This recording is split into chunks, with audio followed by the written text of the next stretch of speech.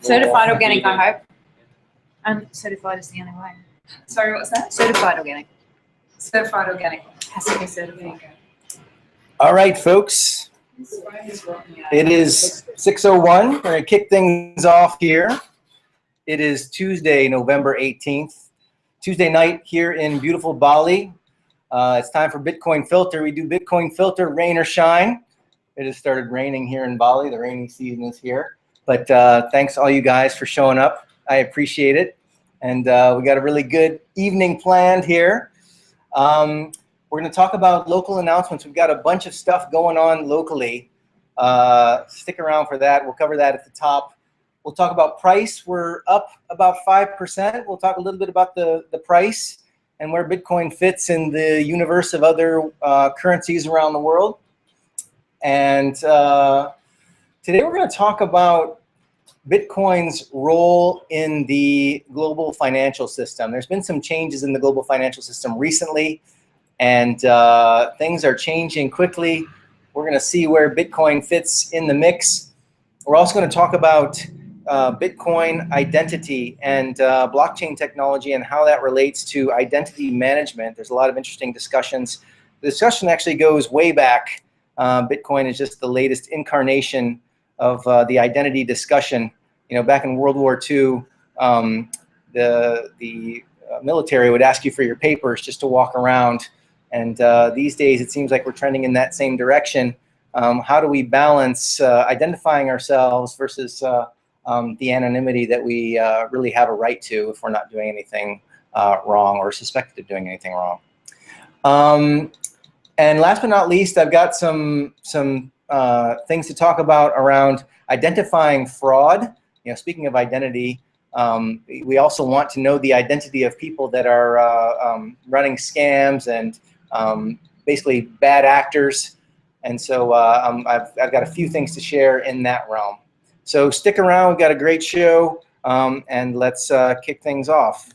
I'll just share my screen here. And the first screen you're going to see is the Bitcoin Filter Facebook group. Yes, we use Facebook for Bitcoins in Bali. The Bitcoin Filter conversation is held here all week long. So if you've got something to share and discuss, just post it at the Bitcoins in Bali group. And wait, actually, that's not the Bitcoins in Bali group. Let's pull out here. Essentially, it's a group where you can post stories about Bitcoin. We talk about it online, and then when we get together on Tuesday nights, we discuss those stories. And I'll besides the things I mentioned, we'll also talk about the Bitcoin stories that people have posted in the Bitcoin group. Just bear with me for 1 second here. There we go.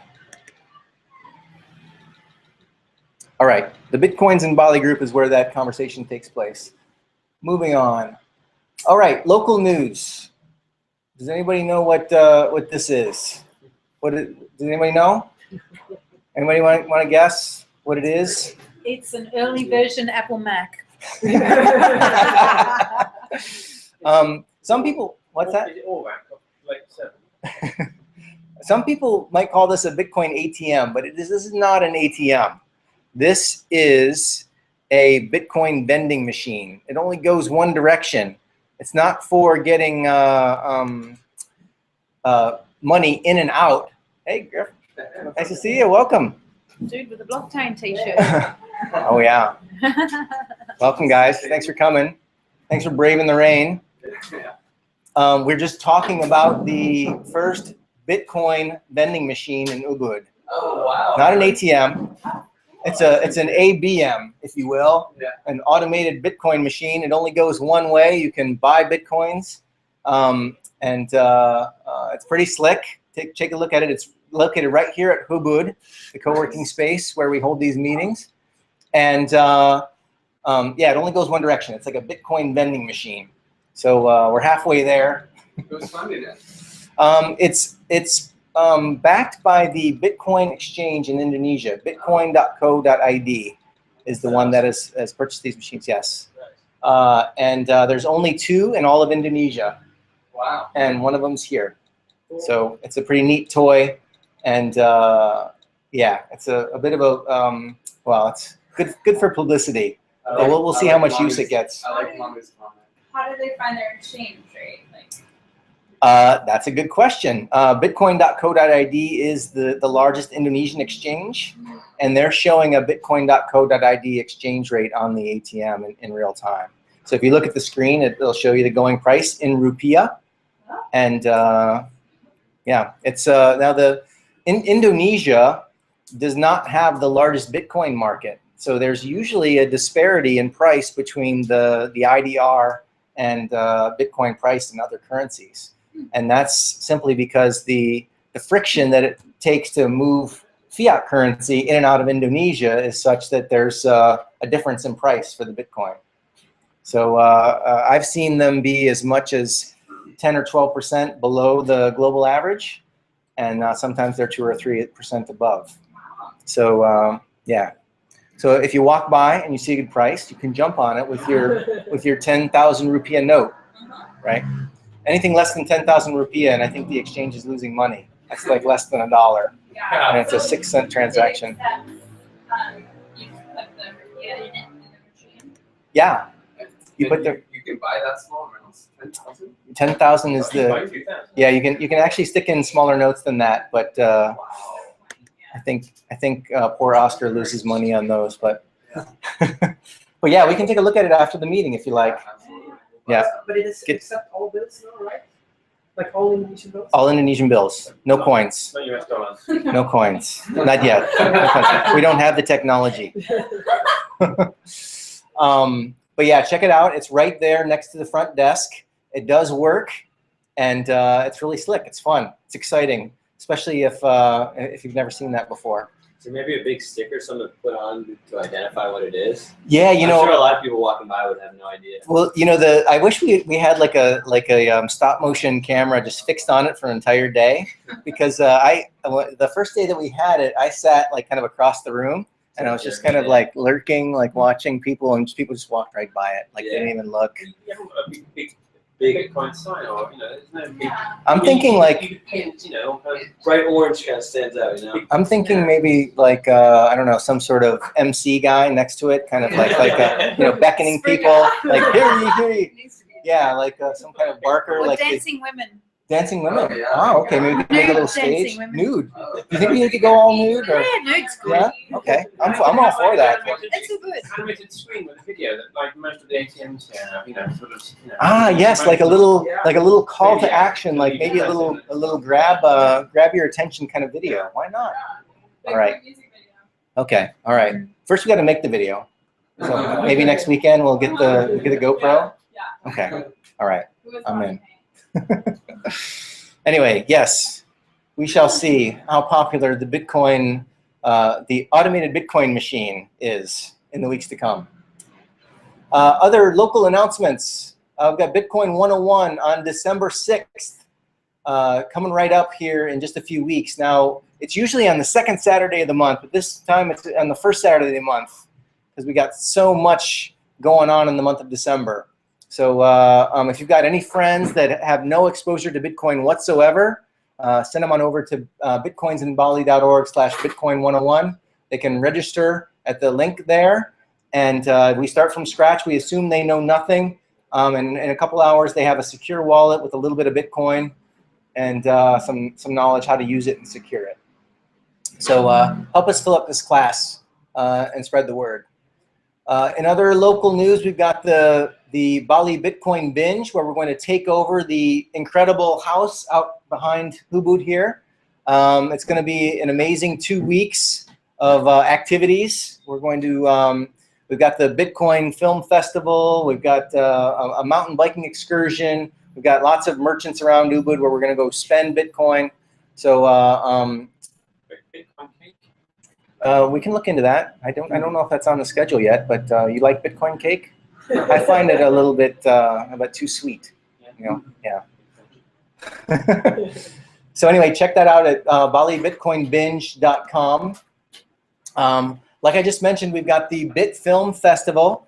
This film festival is made up of between 10 and 15 films. I don't have an exact count yet, but we're going to start at 1 in the afternoon, and it's going to go into the evening. I think the main event is the Rise and Rise of Bitcoin documentary, which will happen sometime in the evening, and we'll be done with everything by 10 p.m. because that's when the theater closes. But I'm trying to arrange maybe some kind of after party. If anybody's got ideas around that, please see me after the meeting tonight.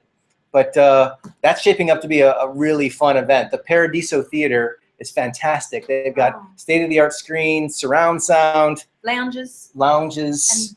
And organic food. Yeah. Incredible food. It's the coolest venue. Yes. Air conditioning. It's dark in the theater though, so I don't know. Is it hard to eat in the dark while you're watching a movie?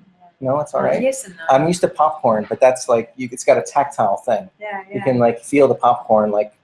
But if it was like an organic soup or something, that might be a little You dangerous. just get They a have organic bamboo popcorn, straw. It's They have- the first organic theater. Oh, really? Yeah. Like in the world? Yeah. Really? So yeah, they promoted themselves. That's It's very cool. I like theaters. I like organic food. I like Bitcoin. All of those things are going to converge on the 13th of December. Don't miss it. It's so you, Gary. I would, if I wasn't already in Bali, I would fly to Bali just to watch movies Yeah. at this movie theater on the 13th of December. Did I mention it's on the 13th of December? Is it going to be live streamed?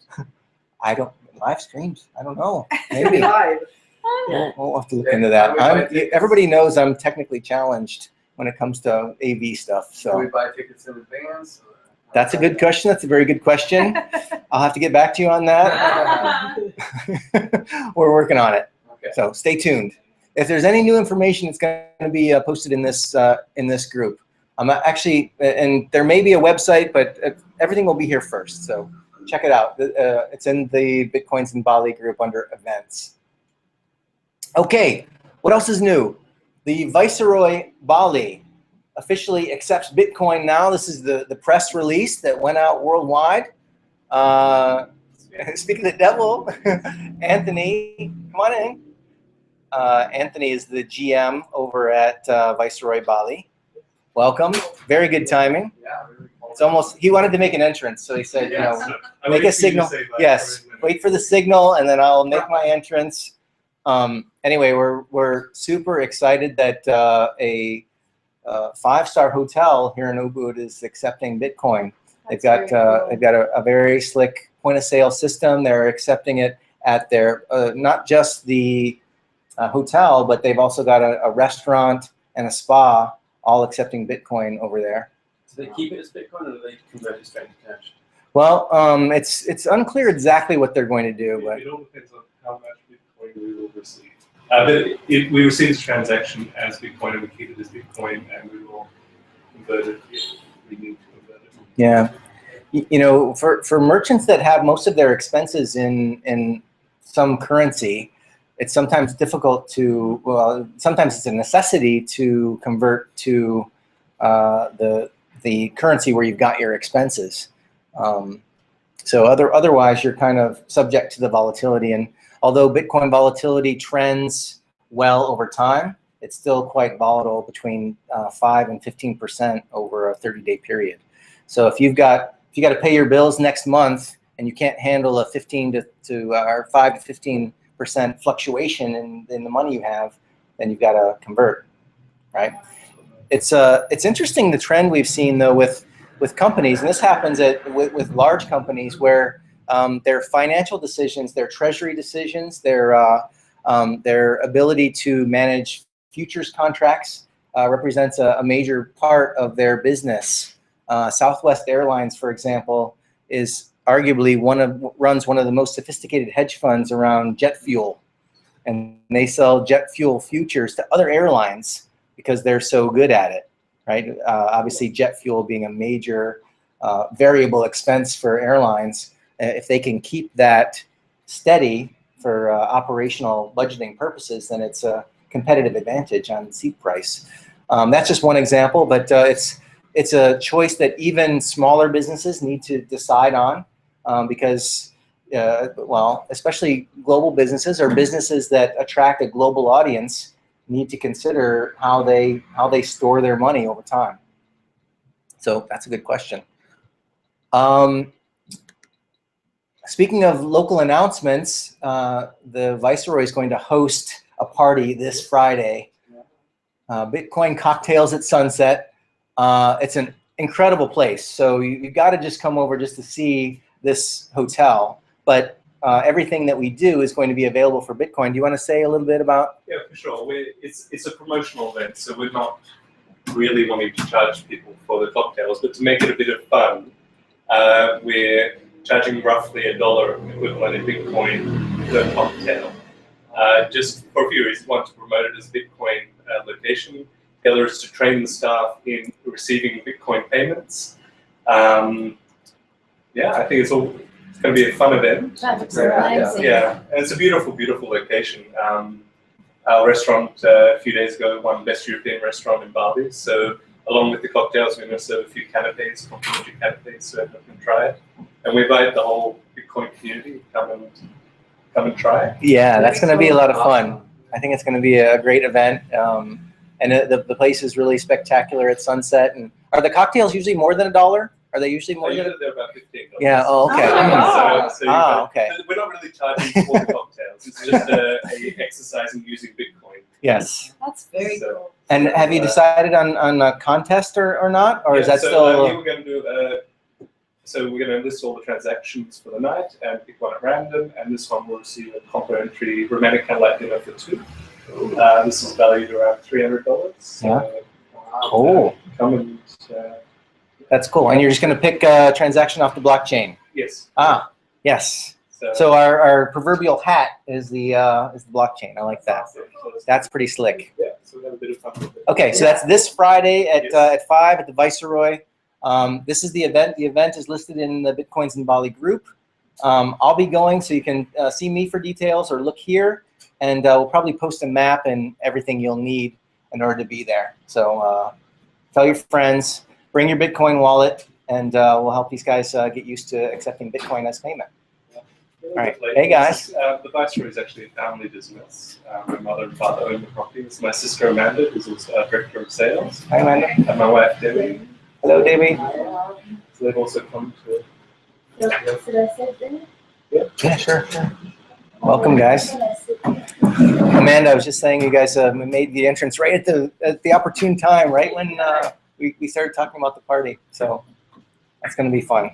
Anyway, don't miss that. That's going to be this Friday at 5. All right, let's jump right in, guys. Let's talk about the price. The price, we were over $400 this week.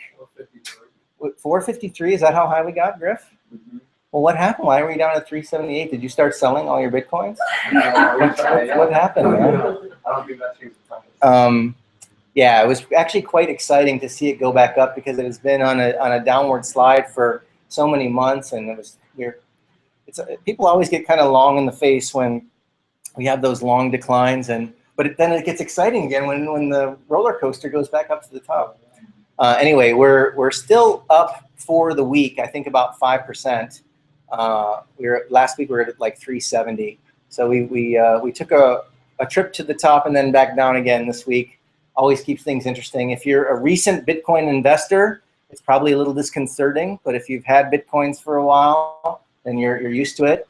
Griff, are you used to it yet, or do you like get a little pucker factor? No pucker factor? Yeah, you're fine. You're riding it up and riding it down. What about when it crashes? Do you have your friends call you? Go, dude, what happened with Bitcoin? Sorry, man. Yeah. Does that happen? Definitely. Oh, I thought it was dead. Yeah. I thought Bitcoin went out of business. Yeah.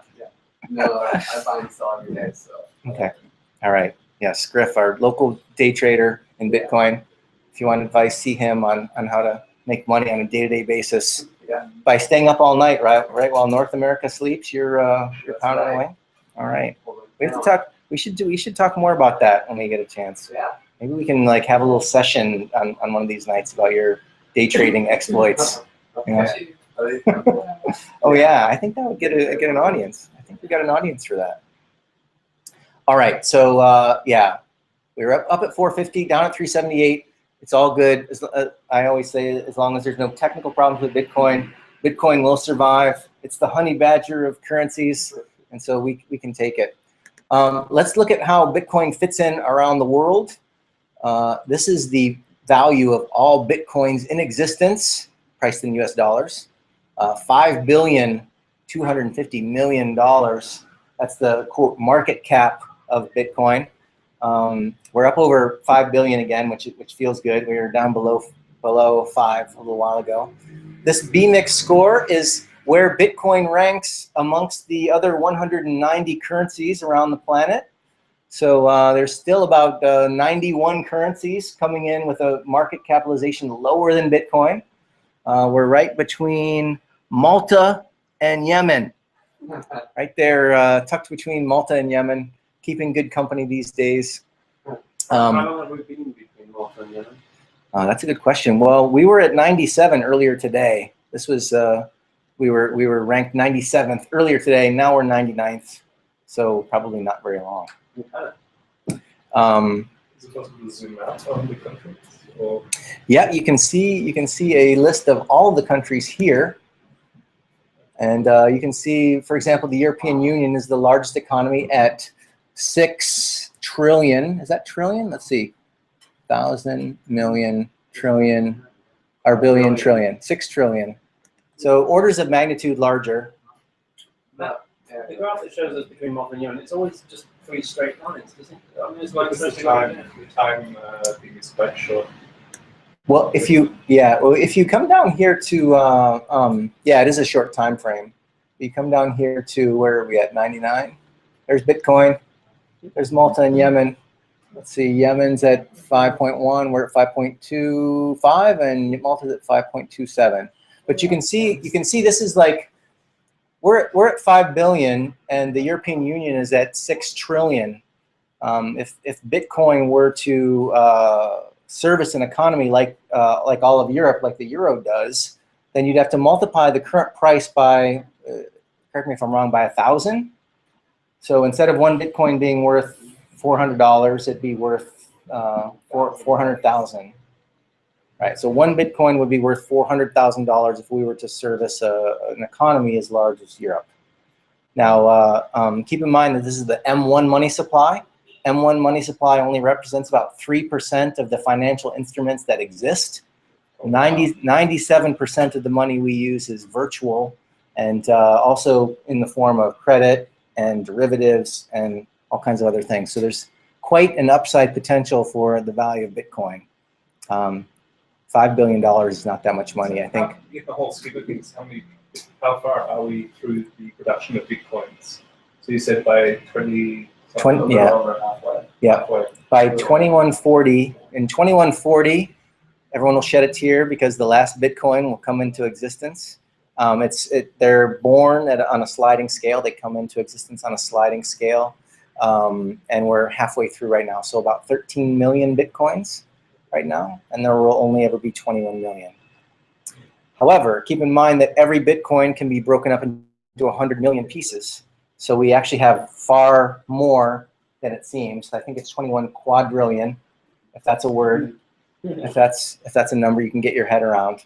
It's quite large. And if they ever have to, they can do a hard fork or probably a soft fork. Extend those dots out. Yes. So. Yes, it is possible.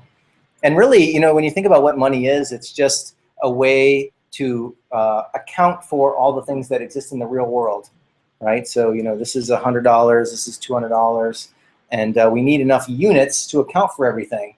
And well, these days, central banks try to create money when the economy expands in order to create more tokens for us to use to count. But with Bitcoin, we can just divide what we already have. There's no need to expand the money supply to accommodate a growing economy. So, Does I know. that devalue it? Does what devalue it? Does that devalue it? The U.S. dollar when they? No, Bitcoin. No, it just There's no. one Bitcoin still worth one Bitcoin if you do that. Right. Paying with lower denominations. Oh, okay, got it. Right. So if you've got one Bitcoin, you can break it into 100 million pieces and go run a small country in Africa with it on one Bitcoin, because everyone's got a few tokens to use to trade the goods and services that are available in that country. Yeah. So it's amazing that you can use one money to buy a toothpick and then send $1 million to somebody. It's the same. anyway, Edmund might have something to say about such small transactions, but anyway, it's splitting hairs. Okay, moving on.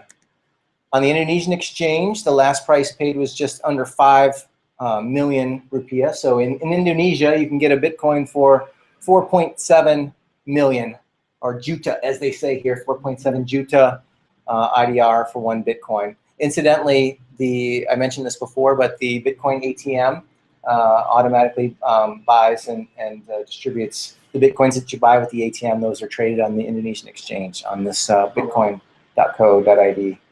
Yeah. All right. Moving along. So when if I make a Bitcoin purchase here, a trade will go through on their website, like one of their. Well, I know that it's backed by the exchange, but I don't know exactly how they fill those orders. Okay. So I don't know if you'd actually see if you hadn't, they have an API, and you can see the order book with the API, but I don't know if you could pick out your particular trade. That's a good question.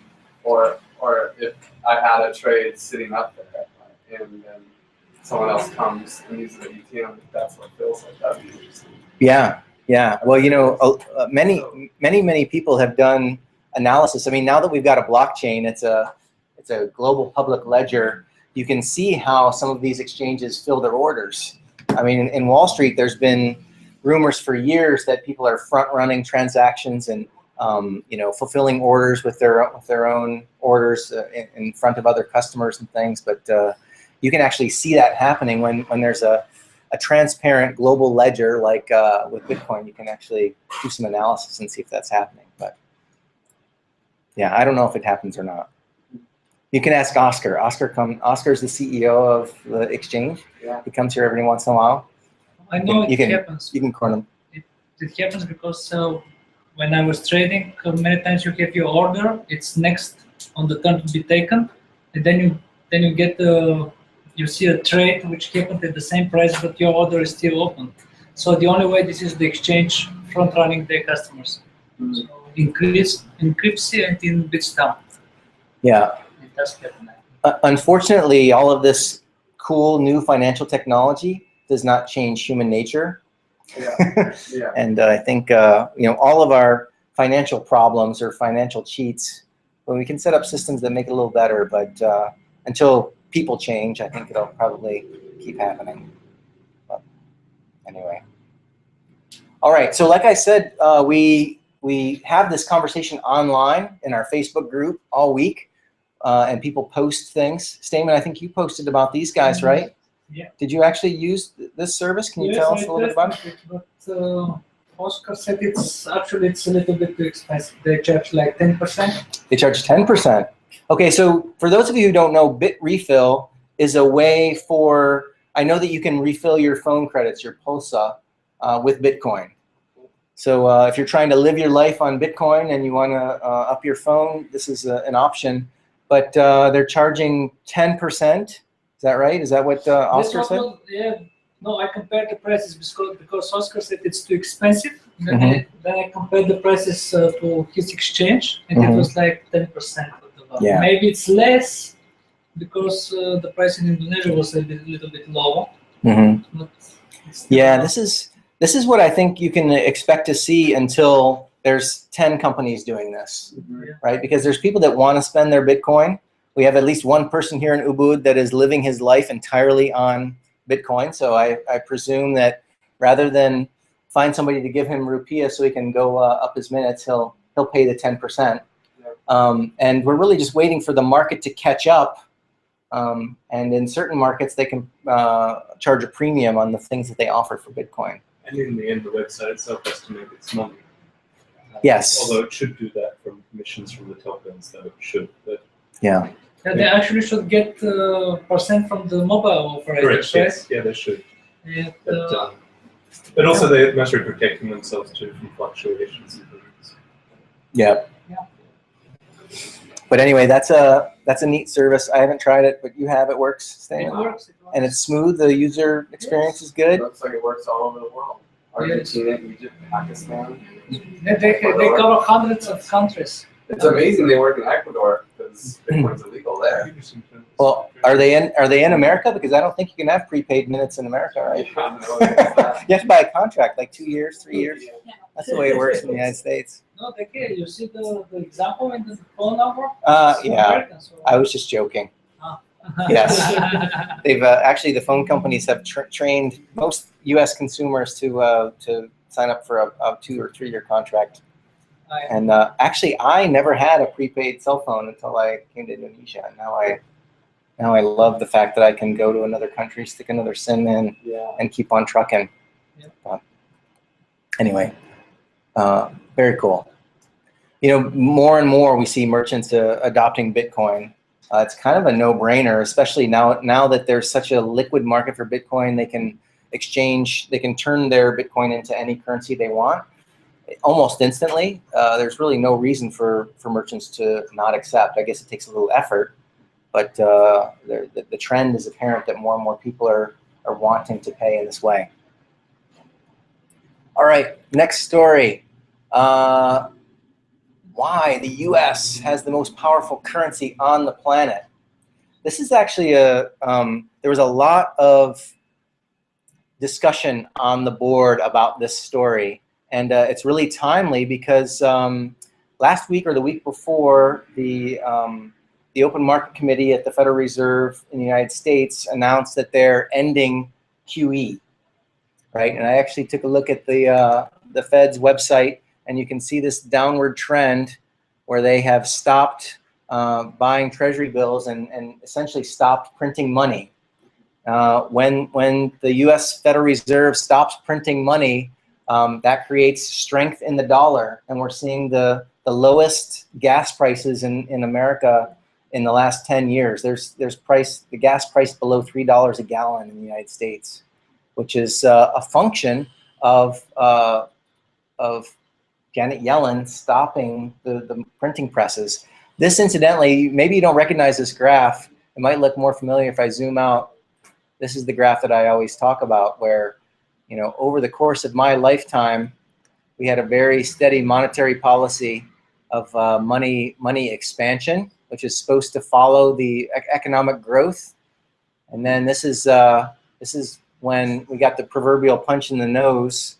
And you can see what has happened to the money supply just in the last 5 or 6 years. Since 2008, we've quadrupled the money supply, right? That skews markets. That changes everything around the world, what you pay, everything around the world. It changes the price of a Bali vacation, changes the price of a barrel of oil. It allows the U.S. consumer to buy more or less exports from your country. And now all of the central banks around the world have to figure out what their policy is going to be now that the Fed has stopped printing. So, well, we shall see. We shall see. Yeah, if the U.S. economy falters, there may not be the political will to take the heroin needle away, right? Because this is really kind of we're addicted to this really cheap money, but this cannot go on forever, and so they're trying to stop. And why can't they print money forever? Yeah. Well, because we live on a finite planet, right? You can't, you know, at a certain. The value of the dollar would keep going down. Yes, you know, everything that you're trying to use to price in the dollar would become more and more inflated.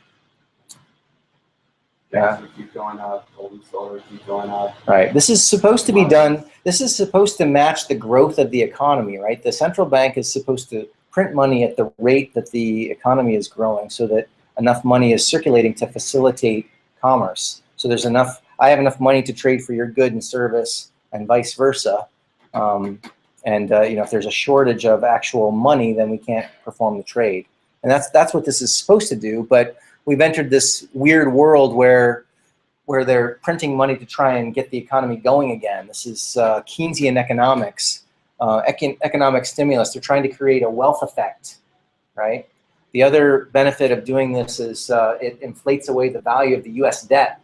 U.S. debt is maybe over $18 trillion now.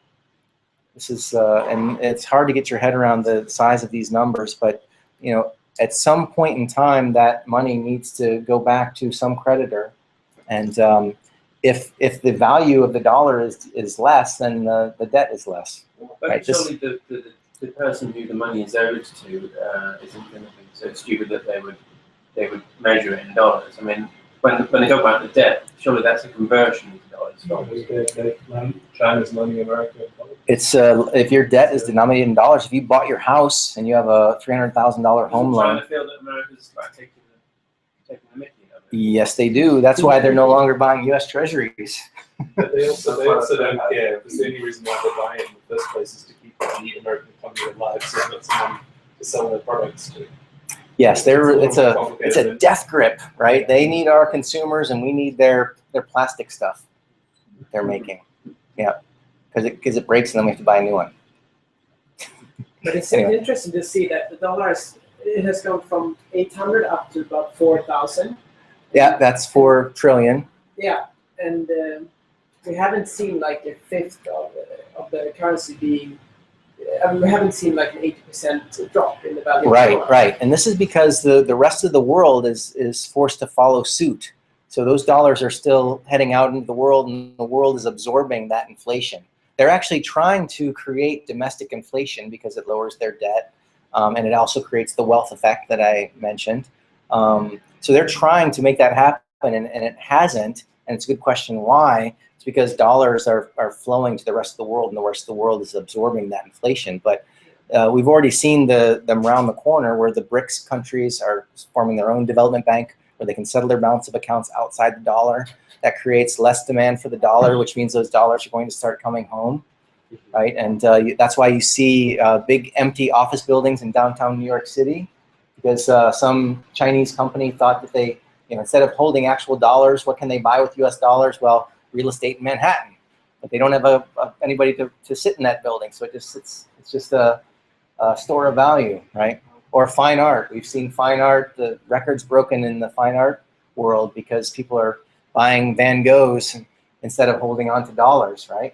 Trade your dollars for a Van Gogh, and then when things go south of the dollar, you're all right, right? So that's why an article like this comes up, though, right? Why the U.S. has the most powerful currency on the planet. Well, first of all, most people don't realize what's going on with the dollar right now, right? And they don't, if they're in Indonesia or Brazil, they don't understand how what's going on with the dollar affects their currency. So the word is not out. And actually, for people who do realize, they still don't know what to use instead, right? The dollar is the best game in town. Even if you know what's happening, it's still good around the world. You can still use it. We had one person in this meeting. This was a month or two ago, someone from Russia, and he said he referred to the U.S. dollar as real money. Real money. I'm talking about real money. I was like, what do you mean? He's like, the dollar. And over time, we've seen the dollar banned in Russia, and there's actually legislation on the table for them to do it again. They're doing the same with Bitcoin, but I'll talk about that in a minute. But the average Joe, you and me, we don't really have a way to get out of the dollar. Like we can diversify our own portfolio, buy some land or some property, but that's all skewed because along with all of this money printing here, interest rates have also been at zero at the same time. That skews prices, right? And especially for land, when people are borrowing money to buy real estate and land, well, when interest rates come off of zero, then property values will go correspondingly down. So people are trying to buy real things like the fine art and real estate, but if you need cash, if you need something liquid, right now the dollar is the best thing. You don't really have another currency to go to. The world is making some sort of transition into something else, and there's a couple different options. One is Bitcoin, but the other. What was this? Oh. The spike in 2013, does that correspond, because this currency war, does that correspond to Japan? Because all these different countries are trying to print more money because they, Yes. they want to sort of devalue their currency compared to everyone else. Right, because they want their exports to be valuable to the U.S. economy. Because the U.S. is the largest single country economy in the world, and if the U.S. is deflating their currency, they don't want the U.S. consumer to automatically overnight be paying 20 or 30% more for a Honda. So if they stop the quantitative easing, I guess that means some kind of truce has been agreed between the countries that were doing this. Well, yeah, I mean, they have talks, and they do, in other contexts, that's called collusion.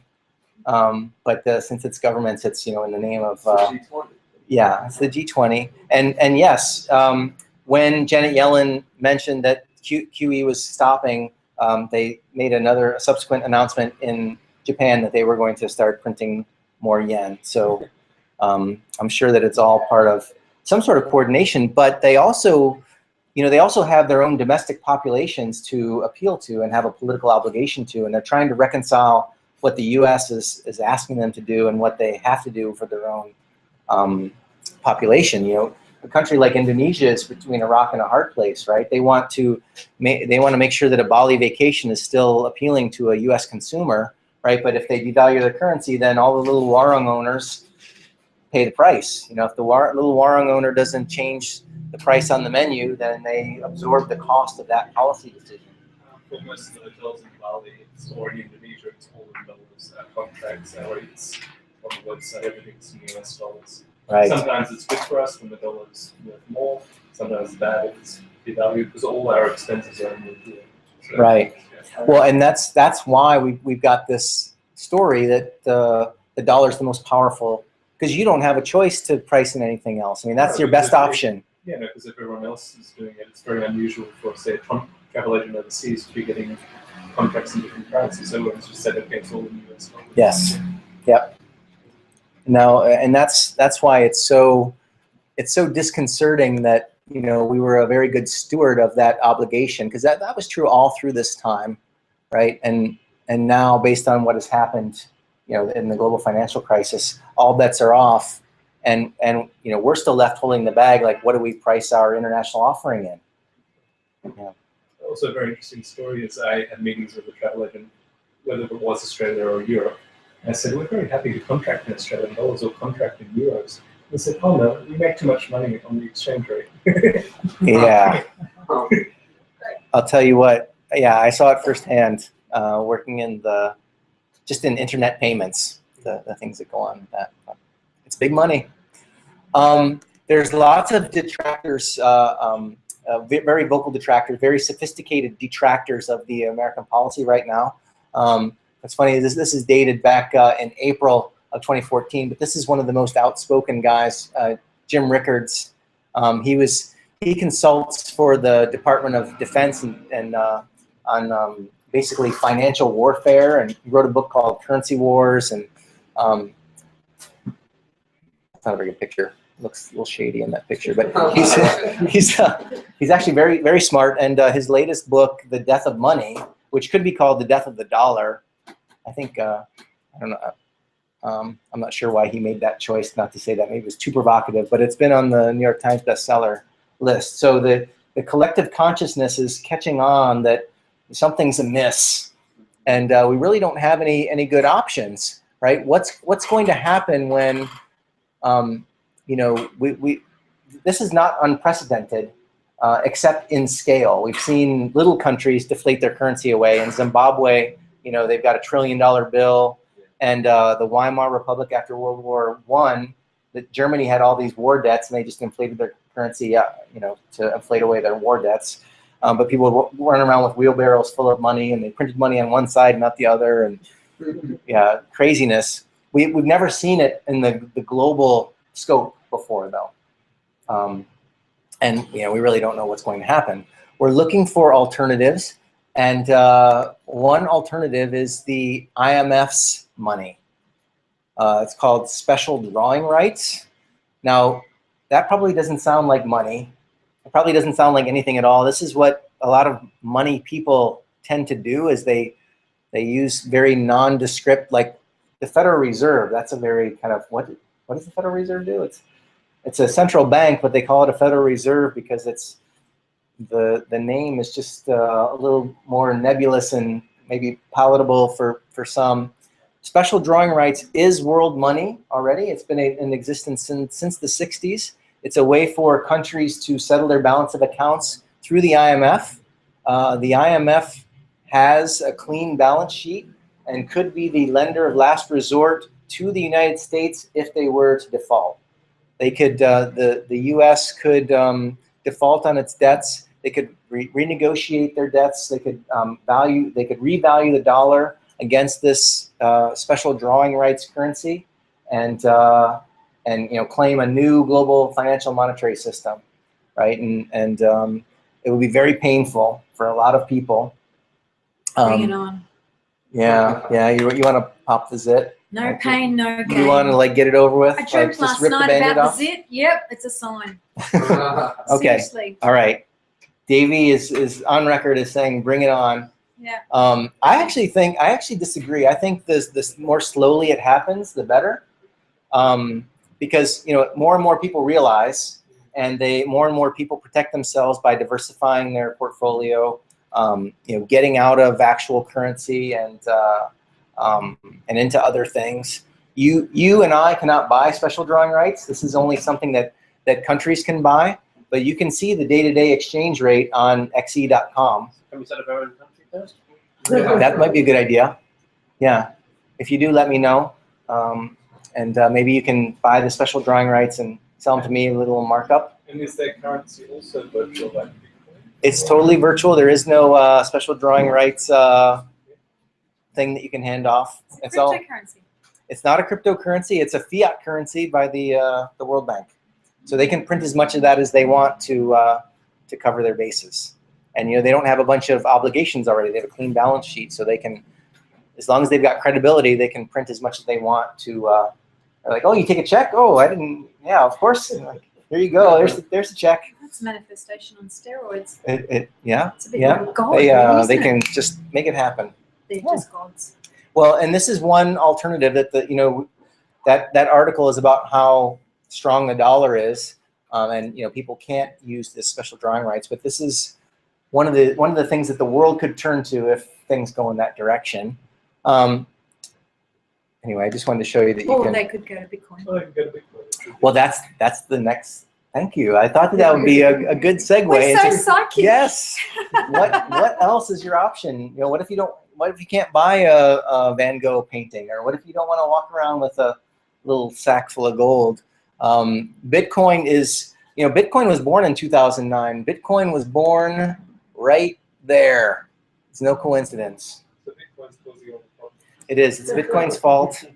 Well, it was a few months after that. Yes. It was in January of 2000. Well, the paper came out October 31st, which is quite near that whole thing. Does anyone know who really created it? Yes, Satoshi Nakamoto. Is he a real person? Well, somebody did it. He's a real man or woman Or group. or group of people. Nobody really knows. That's what makes it a good spectator sport. Like somebody's going to write a novel or make a movie out of this thing, and that's a fascinating aspect of the story. It's the founder that disappeared. He was the first person to turn on his computer and start mining Bitcoins, and those Bitcoins that he mined have never been touched. They're just sitting there untouched. They're worth hundreds of millions of dollars. No one's ever seen him. Don't know who he is. There's been lots of speculation. They've even they've done this analysis of his writing, and they've taken all these people that British, yeah. Well, they think he's British because he's got British spelling, but they can also do this very sophisticated analysis of the writing style and the word choice, and but yeah, no one really knows who he is. Yes. The first person to deal with him just died. Yes, Hal Finney. Yeah. That's right. Yeah. He Died or knew it. Just died. Corresponded with him during the early days. It's I don't think it's foul play. He had like some degenerative, like Lou Gehrig's disease or something. But when you say it's not a coincidence, what do you mean? The God, the universe, or the Secret Service? I think that whoever invented Bitcoin was fully aware of the fragility of the global monetary system. And there was so much hype at that time. I mean, he could have been working on this idea for years. It was quite well formed. I mean, he released the paper in October and had a working client in January. So yeah, I think it was not coincidence like a real coincidence. A coincidence as in ironic. It's no coincidence at all. When the global financial crisis hit, he took the opportunity to jump. You must So have really had a good understanding of economics and the way well- prices work. Well, it's economics and technology and psychology. I mean, it's amazing all the things that needed to come together for Bitcoin to work. There were lots of failed Bitcoins before Bitcoin came along. Really? Oh, right. Oh yeah, yeah. That was the Ooh. paper. The Genesis block contains that headline. So it was a UK paper that, Ah. that was quoted in the Genesis block. So I mean, there's a lot of indications. You're from the UK, right? Yeah. And you're a Bitcoin developer, right? Yeah. Yeah.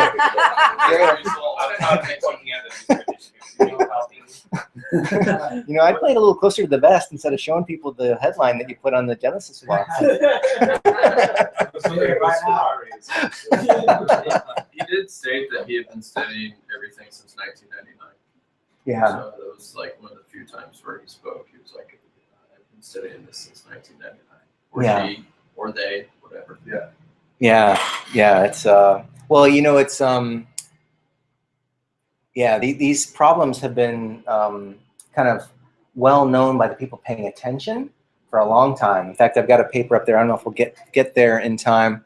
There's an MIT paper. Well, I'll put all these links in the show notes. But this paper about identity is from 2001, right? And so, you know, all the things that Bitcoin, all the social things that Bitcoin addresses have been around for a long time. People have been thinking about it for a long time, which is why it's so amazing that it's actually kind of happening now.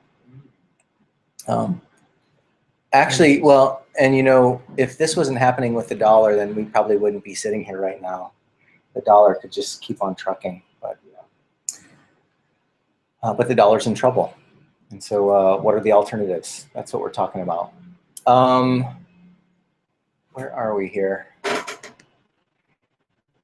So Bitcoin is an alternative, but Bitcoin is, you know, even the main developer on Bitcoin says it's beta software. He's like, don't put any amount of Bitcoin in that you're not prepared to lose.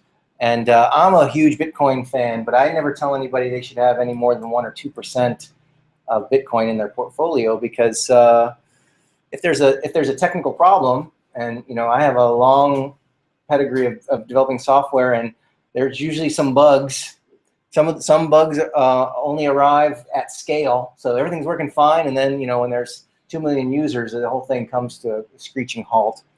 We do know about the 7 transaction per second limit. We're nowhere close to that yet, and got some time to figure that one out, but there could be a technical problem with Bitcoin, and it could go to 0. So it's important to understand that alternative. It deserves a place in your portfolio, but it's not the end-all, be-all. You know, I mentioned earlier, we've got a guy in town who's living his whole life on Bitcoin, but I wouldn't advise that. But it's yeah, it should be a part of it. I'm not as good as this guy about complaining about Bitcoin, so that's why I threw up this story. Top 10 risks associated with Bitcoin, presented by a finance professor at the World Bank Forum. This is a guy at, I think, Boston University. Yeah, Boston University. He's been poo-pooing Bitcoin from the start. He did make a prediction that Bitcoin would be at $10 by mid-2014. So we're happy that that didn't come true. But he does have, he's got down to $10. I think he made the prediction during the height of Bitcoin furor in the fall of last year, when it was up around $8,000-9,000 a coin. $8,000 or $9,000 a coin. I'm sorry, $800 or $900 or $1,000 a coin. I'm always skeptical of listicles, right? He's got the top 10. Who knows what Twitter consultant told him he should have a top 10 reasons that Bitcoin will fail. I'm sure it went much more viral because he did it this way. But here you go. Let's go through them. Bitcoin is not legal tender. This is a criticism that holds that if the government says it's not money, then it's not money, and that's why it will fail. If you can't pay your taxes with it, then it cannot serve the function of money. But I see people trading goods for Bitcoin all the time, so I don't think that's a valid argument. You can always convert your Bitcoin to whatever money you need to pay your taxes in. So so I don't buy that one. Are eBay still using Bitcoin? Well, you know, PayPal, which was part of eBay, is adopting Bitcoin. Right, they've got their subsidiary, their payment subsidiary, Braintree, which has big customers like Uber and Airbnb, and they've adopted Bitcoin. So I'm just waiting for Airbnb to flip the switch and start accepting Bitcoin. eBay, it seems like a great use case for eBay, but it's not there yet. The Uber CEO just said something on it too. Oh, really? Yeah, he just made a comment that they're just waiting for it to gain traction, and then you get positive things to say about it. Yeah, it totally makes sense. If you've ever used Uber, is everyone familiar with Uber? It's a car service. We don't have it in Ubud yet, but I would like it. If any of you guys want to set up Uber in Ubud, I will be your customer. It's a car service where you pull up your phone, you can see all the taxis that are in your area. You can pick one, and they show up, and you can pay them with your phone and hop out. No cash exchange. No taxi driver asking you if you need transport. Like, that's the problem we can solve here in Ubud. Right? You can take all these taxi drivers, give them a smartphone. They don't have to like ask somebody if they need a taxi all the time. I think you can share taxis with Uber too, can't you? Like, pardon me? You can it's like a ride share. You can actually share it with other people. I think. Maybe. I know Lyft is also a service very similar, and you know, college kids just sign up for it, and like they've got a 2-hour gap in their class, and they flip on their phone and log in, and then all of a sudden they're driving people around town, and then they turn it off and they're on their way. So it is sharing like the resource of all the cars, but I don't know if people actually like if you're. Yeah, I'm pretty sure you can, because their algorithm finds the most optimal route. So like both for the pricing and for the driver. Yeah. So they can combine rides and split that as well. They can combine rides. Charge to your credit card once you accept them. So how do they know if they're going to accept another person to split the cost? That's a good question. I don't know. Bitcoin would be easy. Multiple credit cards might be tricky. In the travel industry, the big thing is now Expedia accepting Bitcoin. Yeah. Which is pretty cool. Dell also accepts Bitcoin as soon as ever stock. Yep. Yep. It's just a matter of time. Arguably, that's why the price has been coming down, because so many merchants are adopting Bitcoin, and if they convert right back to fiat, triggers a sell event, and so there's more Bitcoins on the market as more people use the goods and services that are available for Bitcoin. Yeah. What else is this guy complaining about?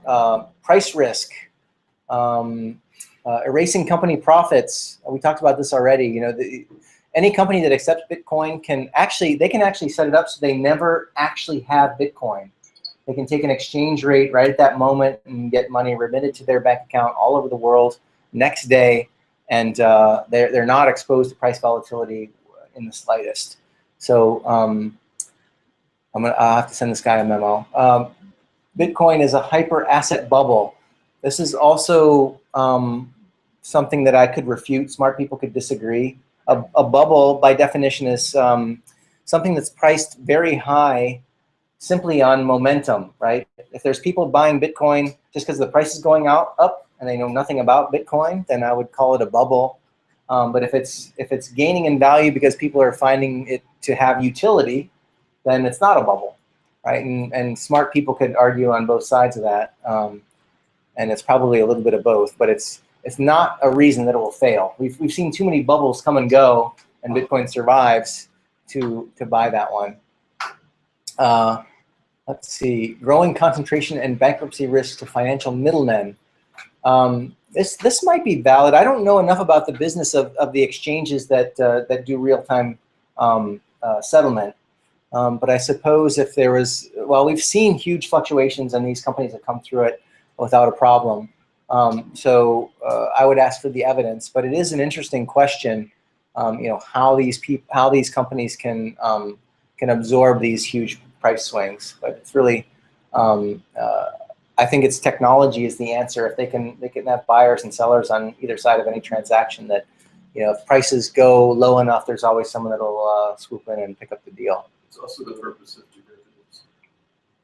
Yes. Coinbase has been spending more time on derivatives. That's right. Right. This is the Bitcoin financial world becoming an adult. Like we're kind of in our adolescent stage, our awkward stage, and now we're seeing things like derivatives markets arise. So that if you've got a bunch of expenses in dollars next month, you can buy a futures contract and with your Bitcoin and not have to worry about the volatility. And that's how business works. And as soon as there's enough liquidity for those financial instruments, then Bitcoin grows up. So you're right.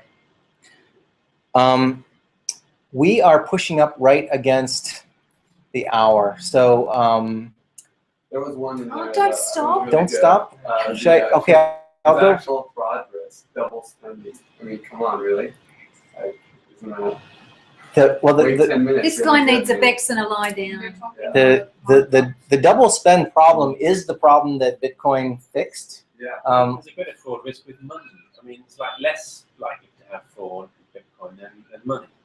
Yeah, I would argue it's easier to counterfeit a $100 bill than it is to forge a Bitcoin transaction, double spend. It's a And bit biased. So I don't even know why we're putting time into this. It's just not. There's been several times where I've been double charged for my credit card because I haven't figured out how to use the machine properly. yeah. So it's more likely on a credit card than. Yes, I think that this guy has just he's got it out for Bitcoin. In the face of mountains of evidence, he's still a curmudgeon. I feel bad for him unless he's bought a bunch of SDRs, and he's just gonna pay the price. Who's funding this guy?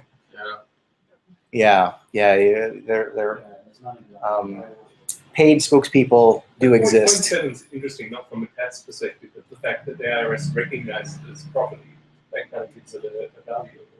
Yeah, some legitimacy. Yeah, I agree. I don't think any of these are valid refutations of liability of Bitcoin. But This is there are no laws in place. Surely there are theft laws applied. But that's a specific Bitcoin theft law. Yeah. When Bitcoin went up to $1,200 per coin, it was on the back of the U.S. Senate hearings on Bitcoin that basically stated that no new legislation was needed at this time, they're saying in essence that we've already got laws on the books for theft. So if someone steals your Bitcoin, then you'll go to jail. We've already got laws on the books for fraud, for fraudulent securities exchange and the like. So yeah, and there is guidance from government agencies, for example, from the IRS, that it's treated as property. So these things take time. We're talking about government, but I don't think it's going to mean the demise of Bitcoin. But it's good to read these kinds of contrary opinions. I think the people in this room are in danger of getting in a bit of an echo chamber about how rah Bitcoin. It's good to take a look at what other people think, and if you can go down and refute each one of these points, then you're probably a pretty savvy Bitcoin person, right? Because there's lots of people that are going to read these things and believe it. So anyway, one of the things that I learned when I had been following Bitcoin for quite a while before it hit the mainstream, and watching the mainstream just cover it was just so cringeworthy. And I wondered how many other things that I don't understand as well, but I still watch the news to learn about what the real story is. It's interesting. Anyway, any further questions? Any stories that I didn't talk about that you're just dying to talk about that we didn't cover? Yeah. So for over a decade, I've sold bullion, And Gold bullion or bullion of all? silver and gold. Uh-huh. And was a huge supporter of the American Liberty dollar. And so if you're familiar with Bernard von Notehouse and all of that, Yes. Yes. And arguably like Bitcoin, 0.5 or an attempt. I would say that it's interesting because I would get like police coming to my house and get all kinds of weird problems just simply for being into gold and silver. And so I like always had to sit there and like finally just start like carrying a copy of the Constitution and like bust that out on them and be like, well, here in Article 1. Were you harassed by them or you nonstop? Like one night had like 6 cops. Really? Yeah. And what would they under what pretenses? It's the United States, which is why I'm moving to Indonesia and have a house in Jakarta. But all of the anti-bullion arguments then that I've encountered for like a decade are the same people now instead of saying bullion, say Bitcoin. And so I learned pretty quick, like a decade plus ago, just to those people, I mean, they suck and there's nothing you can do about it. And it's like Plato's allegory of the cave. So it's just something that the same people like this, it's like if you simply replace the word Bitcoin with bullion, it's everything from times past. So these people will always find some reason to justify fiat. They can never explain things like 2008, and it's even same. I'm not, no way am I trying to like make this any kind of political thing, but it's the same for when I was like a big Ron Paul fan in like 2001, and people were like, he wants gold and silver instead of paper money. I'm like, yeah, totally. Like, and so yeah, these people are always going to be there. They're trolls. Just like dealing with trolls on the internet, so you're going to deal with it regardless. So it's to me, from doing both Bitcoin and bullion, I can say from my own experiences and some of the really crazy experiences I've had that it's identical. Well, before Bitcoin there was gold. Now there's Bitcoin. Both are a threat to the levers of power that governments have at their disposal. And it's not that, I don't think it's always the case that there's some kind of evil guy twisting his mustache saying we're going to print it, we're going to rip all these people off. Keynesian economics is, there's a lot of smart, sincere people that think that works, that think that it's a good idea to try and create the wealth effect, to print money. And when people talk about alternatives, it's a threat to that system, to that, to them doing what they perceive to be their job. So, yeah. Patriotic duty. So, or this one. But all of those things that you mentioned, like Liberty Reserve and the Liberty Dollar, they failed because there is a single point of failure. Yep. And Bitcoin is different because there's no Bitcoin company. There's nobody to go and stop from doing something. It's just a set of rules. It's like email or the internet. You can't sue email, or you can't send email a stop and desist letter, or even harass email. You can't harass email. Well, they raided American Liberty Dollar on the day that they released the Ron Paul ounce coins, the Troy ounce coins. Yeah. So when they came in like automatic weapons and the whole 9 yards, and it's like two like 60-year-old ladies that they're like going off on. Yeah. Well, yeah. Anyway, any other announcements before we wrap things up? All right. Well, okay, I'll go ahead and plug the stuff that we've got before we sign off.